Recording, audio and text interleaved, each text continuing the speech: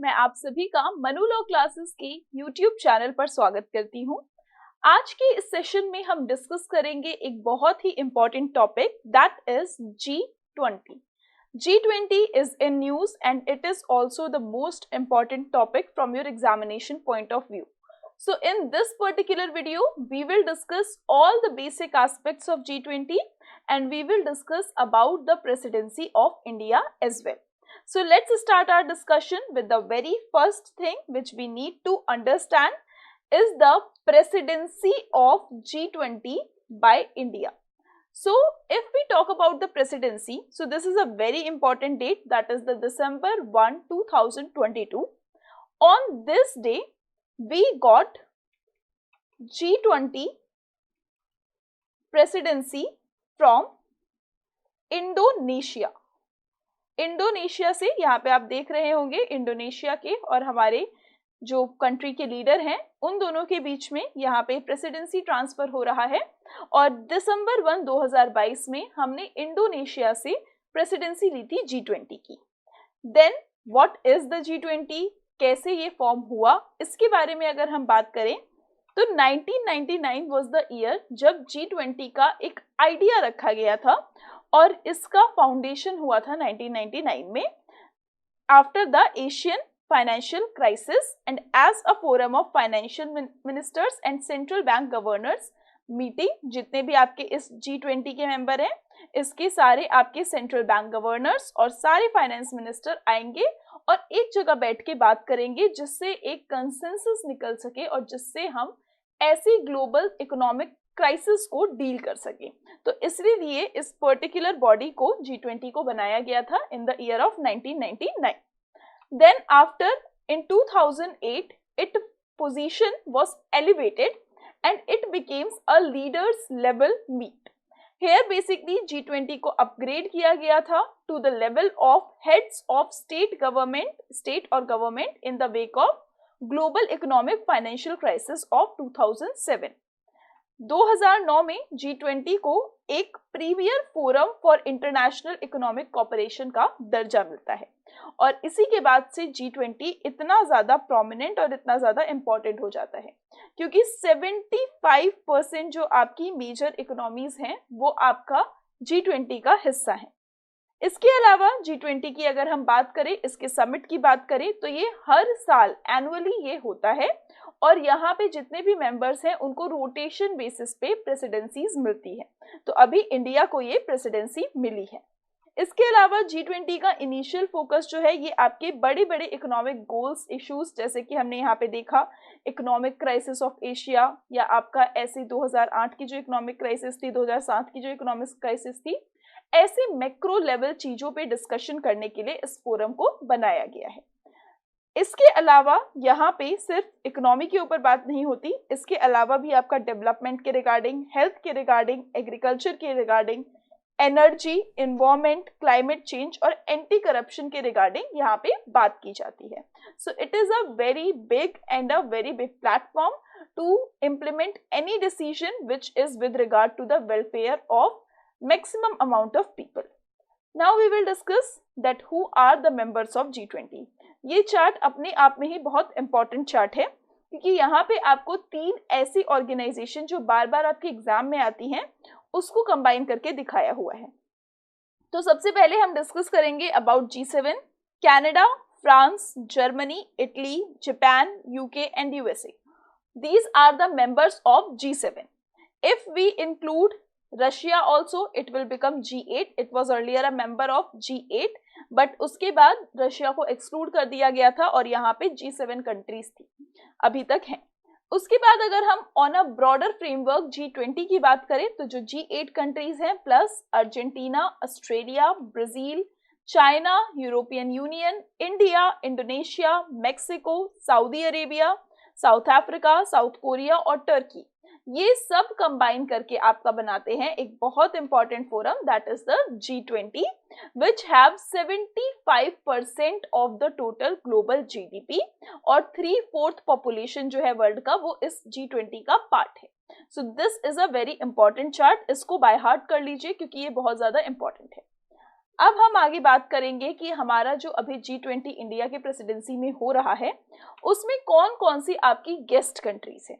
तो Bangladesh, Egypt, Mauritius, Netherlands, Nigeria, Oman, Singapore, Spain और UAE, these are the guest countries जिनको हम invite कर रहे हैं। Now talking about how the G20 works, what is the functioning of G20? So G20 की जो presidency है वो आपकी बेसिकली 1 साल के लिए एक मेंबर के पास रहती है और वो मेंबर आपका इस समिट को होस्ट करता है। अब G20 में 2 टाइप के आपके ट्रैक्स चलते हैं, एक तो है आपका फाइनेंस ट्रैक और दूसरा है आपका शेरपा ट्रैक। फाइनेंस ट्रैक में आपके फाइनेंस मिनिस्टर और सेंट्रल बैंक गवर्नर जो होंगे वो आपका फाइनेंस ट्रैक करवाएंगे और फाइनेंस ट्रैक करवाने की जिम्मेदारी मिनिस्ट्री ऑफ फाइनेंस की होगी। हमारी जो इस बार प्रेसिडेंसी है उसमें मिनिस्ट्री ऑफ फाइनेंस जो है वो फाइनेंस ट्रैक कंडक्ट करवाएगा। वहीं शेरपा ट्रैक की बात करें तो शेरपा ट्रैक में शेरपा लीडर्स होते हैं, मतलब जितने भी आपके अलग अलग कंट्रीज के शेरपास होंगे वो कोऑर्डिनेट करेंगे और यहाँ पे वो सब एक साथ मिलके बैठ के बात करेंगे शेरपा ट्रैक में। फाइनेंस ट्रैक जो है फाइनेंस मिनिस्टर और सेंट्रल बैंक गवर्नर जो होते हैं मेंबर कंट्रीज के वो साथ में आके मिलके इकोनॉमिक डिसीजंस लेते हैं या इकोनॉमिक किसी ऐसे ब्रॉडर एस्पेक्ट पे मैक्रो इकोनॉमिक इश्यूज पे बात करते हैं अंडर द फाइनेंस ट्रैक। और शेरपा ट्रैक जो होता है ये ब्रॉडर इसका डोमेन होता है। ठीक है, अभी इंडिया के शेरपा कौन है? Amitabh Kant, just remember that. Amitabh Kant is the Sherpa of G20 from India. Okay, moving further toward a very important topic, what is this term ट्रायोका? क्योंकि हमें पता है ये जो आपका ग्रुप है G20 का, it does not have any permanent secretariat, यहाँ पे इसका कोई भी परमानेंट सेक्रेटेरिएट नहीं है, तो इसीलिए अब काम तो करना ही है। तो इस काम को करने के लिए जो आपका प्रेसिडेंसी होता है उसको सपोर्ट कौन करता है? ये आपका ट्रायोका। ट्रायोका में कौन कौन होते हैं? प्रीवियस प्रेसिडेंसी जिसके पास थी, करंट प्रेसिडेंसी जिसके पास अभी है और अपकमिंग जो आपकी कंट्री होगी जिसके पास ये प्रेसिडेंसी शिफ्ट होगी, ये तीनों मिलके आपका ट्रायोका फॉर्म करते हैं। यहाँ पे इंडिया के पास अभी 2023 में प्रेसिडेंसी है, ब्राजील के पास अपकमिंग जाएगी और इंडोनेशिया पहले था, इसका प्रेसिडेंसी इंडोनेशिया के पास था। इंडोनेशिया ने इंडिया को ट्रांसफर किया, India will transfer it to Brazil. तो इसीलिए ये तीनों मिलके क्या बनाएंगे? ट्रायोका। और यहाँ पे ये जो ट्रायोका होगा ये आपका डिसीजंस लेगा कैसे प्रेसिडेंसी के लिए कैसे समिट्स करवाने हैं, जो भी इंपॉर्टेंट पार्ट्स होंगे इम्प्लीमेंटेशन के लिए, समिट्स कंडक्ट करवाने के लिए, वो आपका यहाँ पे ट्रायोका लेता है। ठीक है, so this is a very important topic. Now we will discuss a very other important issue, that is about the G20 which will be conducted in India, its logo and its theme. तो G20 का लोगो आपने सबसे starting में ही देखा होगा, यहाँ पे मैंने आपको दिखाया था, this is the logo of G20, just see it is very beautiful.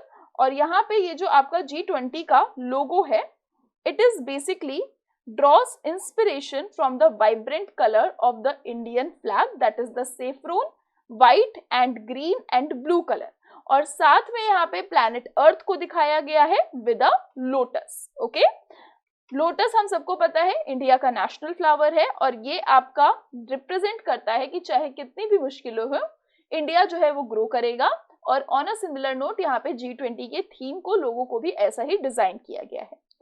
अर्थ जो है वो यहाँ पे रिफ्लेक्ट करता है कि कैसे हम प्रो प्लैनेट पीपल हैं, कैसे हम प्रो प्लैनेट अप्रोच को, एक ऐसे अप्रोच को फॉलो कर रहे हैं जो प्लैनेट के हित में है और जो प्लैनेट को और ज्यादा सस्टेनेबली ग्रो करने में हेल्प करेगा। उसके अलावा वन परफेक्ट हार्मनी, इन तीनों को रिप्रेजेंट करके हम नेचर का एक परफेक्ट हार्मनी दिखाना चाहते हैं थ्रू दिस लोगो। और इसके नीचे, इस लोगो के नीचे भारत लिखा है देवनागरी स्क्रिप्ट में। So this is also an important point. Theme की बात करें तो जो इंडिया का थीम, जो इंडिया ने थीम डिसाइड किया है for this G20, it is वसुधैव कुटुंबकम। It means one earth, one family and one future. This particular phrase has been taken from the महा उपनिषद और यहाँ पे ये essentially बताता है कि ये जो थीम है ये life, human, animal, planet, micro organism, सबकी लाइफ के प्रोटेक्शन की बात कर रहा है और उनका कैसे इंटरकनेक्टेडनेस है, मतलब how they are interconnected to the planet earth and on the wider universe. तो इन सब का जो कनेक्शन है that is being shown through this particular phrase और the theme of G20। Theme साथ में हमारा यहाँ पे मिशन लाइफ जो इंडिया ने लॉन्च किया था यूएन के साथ, मिशन लाइफ और लाइफस्टाइल फॉर एनवायरमेंट। यहाँ पे जो आपका लाइफस्टाइल फॉर एनवायरमेंट है, it has an aim to achieve pro planet people. हम प्लैनेट के हित में काम करेंगे, या हमारा जो प्लैनेट के सस्टेनेबल डेवलपमेंट के लिए जो ज़रूरत होगा, हम ज़्यादा कंज्यूमर इकोनॉमी पे बिलीव नहीं करेंगे, हम सर्कुलर इकोनॉमी पे बिलीव करेंगे। तो ये सारे जो थीम है, ये सारी जो आइडियोलॉजी है, वो हमारे थीम में साफ साफ रिफ्लेक्ट होते हैं through the process of or through the phrase that is the Vasudhaiv Kutumbakam. So these were the important aspect of G20 which you need to know. Apart from that, there are a lot of meetings which is being conducted. So soon I will come up with the video जो भी आपके important meetings conduct हुए हैं India के presidencies में, क्या क्या उसके declarations हैं, ये सब हम अपनी अगली क्लास में, अगले लेक्चर में डिस्कस करेंगे। So thank you everyone, thank you for being here.